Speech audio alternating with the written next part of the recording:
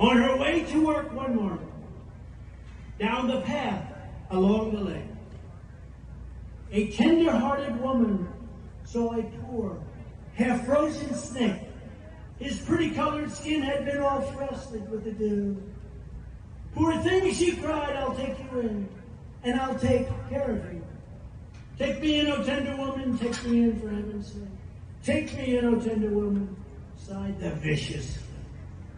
She wrapped him up all cozy in a comforter of silk, and laid him by her fireside with some honey and some milk. She hurried home from work that night, and as soon as she arrived, she found the pretty snake she'd taken had been fully revived. Take me in, O tender woman. Take me in, for heaven's sake. Take me in, O tender woman, sighed the vicious snake. She clutched him to her bosom. You're so beautiful, she cried. But if I hadn't brought you in by now, you truly would have died. She stroked his pretty skin again and kissed and held him tight. But instead of saying, thank you, ma'am, the snake gave her a vicious bite.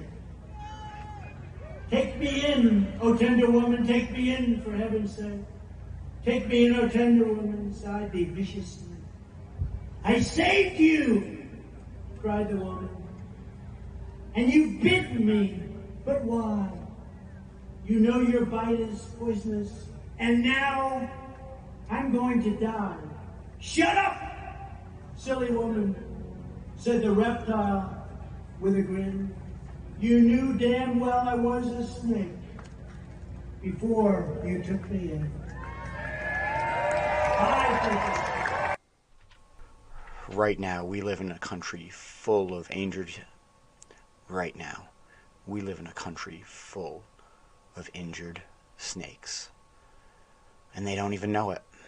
People need to know their nature, but when they think they're being oppressed or they're being lied to or being mentally, emotionally manipulated to the point where we've made a country of people who want to identify in a way that will literally hurt them. It's an antithesis to what's going on.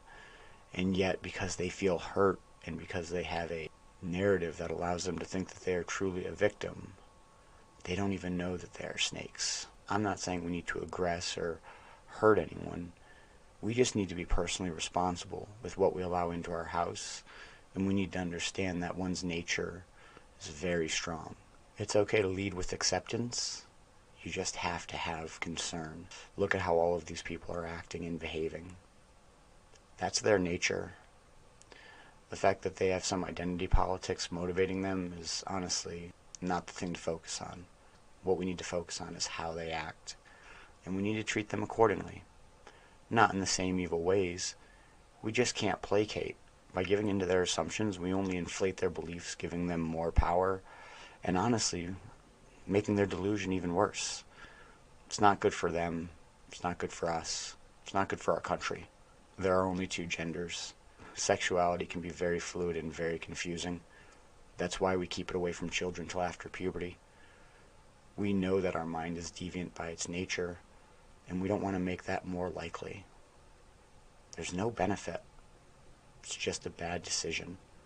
And it's only those who don't want to think about it or are too busy arguing for what they feel is right that they can actually come to a conclusion that makes sense.